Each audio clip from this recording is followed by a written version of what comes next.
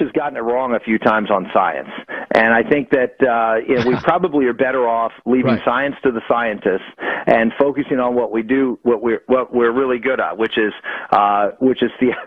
theology and morality. 2 points. If he's not a scientist, and in fact he does have a degree in chemistry, neither are you.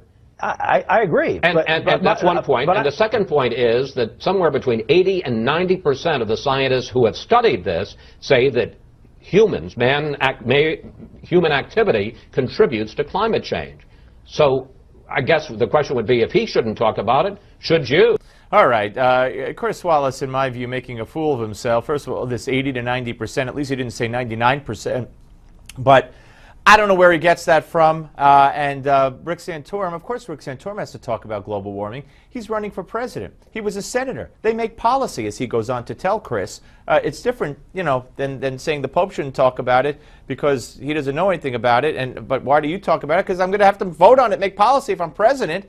I don't get that whole, you know, logic or lack thereof. Bill Donohue, president of the Catholic League, Newsmax contributor, author of The Catholic Advantage is here. Hello, Bill. How you doing, Steve? Good. How are you? All right. So what do you make of Chris Wallace there? Well, Chris is under the impression, and I'm not blaming him. It was put out some stories last week. It was erroneous information that the Pope is a chemist. The Pope is not a chemist. The Pope does not have a master's degree in chemistry. The Pope does not have a bachelor's degree in chemistry. The Pope has the equivalent of a 2-year community college degree. They have a different term for that over there.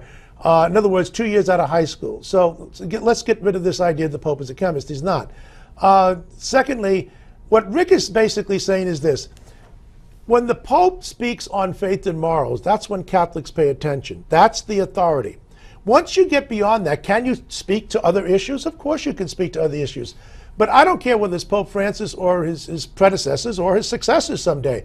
Once you get outside the domain of faith and morals, be careful. And be careful particularly when you get into the weeds and get very specific. For example, are we God's stewards? Are we supposed to take care of the earth? Of course. That's out of the Old Testament. It's out of the New Testament. It's totally unobjectionable. Now, we might get a little bit more specific, but the more specific you become on something like this, it gets. Well, what happens is Catholics will scratch their head and say, well, he's a very nice man. Right. Well, and this, with all due respect to him, this has happened, at least I believe, more and more and more than his predecessor, Absolutely. and then maybe even the man the Pope who will follow him. Right, and his encyclical on climate change or the environment is going to come out on the 18th of this month, and so we'll get some idea then. And then in September, the Pope will talk to the United Nations on this.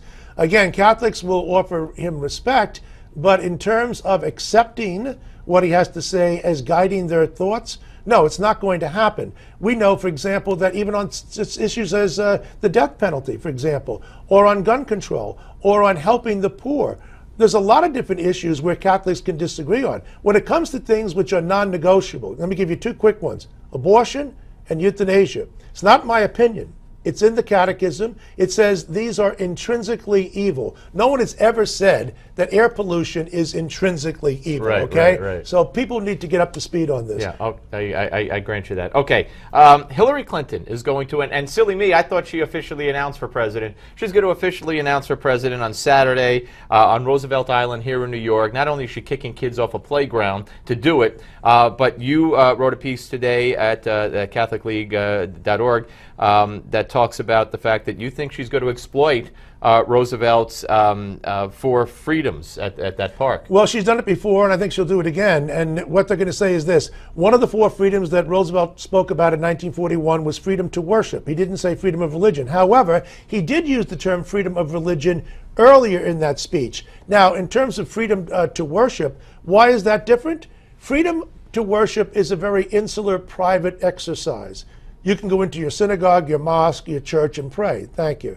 Now, in terms of freedom of religion, which is what you find in the First Amendment, which is what you find in the UN founding documents, that's a public expression. That's a very robust expression of religion. She prefers the more privatized understanding. Now, she's not going to get away with by citing Roosevelt. I mean, she has made it very, very clear where she comes to in this particular issue.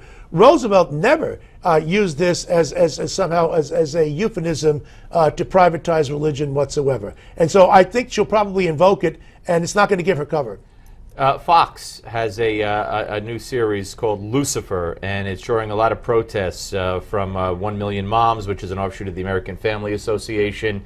They say that it promotes Satanism, etc., and they want it taken out of the TV lineup. What's your response to the Well, I'd have to find out more about the show, but I have to tell you quite frankly, sometimes we have to pare back a bit. I'm going to save my big guns for the serious stuff.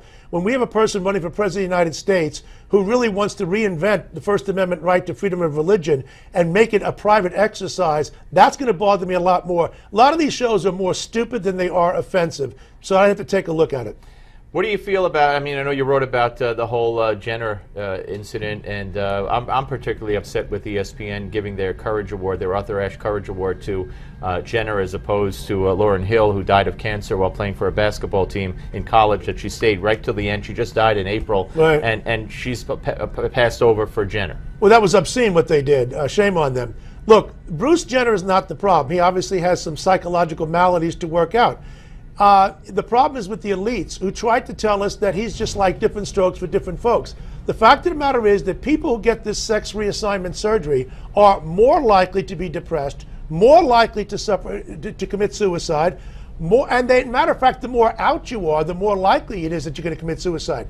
10 years after people get the surgery, you're 20% more likely to become suicidal. We know this from the studies in Sweden. Right, yeah. So we shouldn't celebrate and glamorize what is really a tragic situation. Bill Donohue, Catholic League, always good to talk to you, sir. Former Congressman Tom Tancredo's next.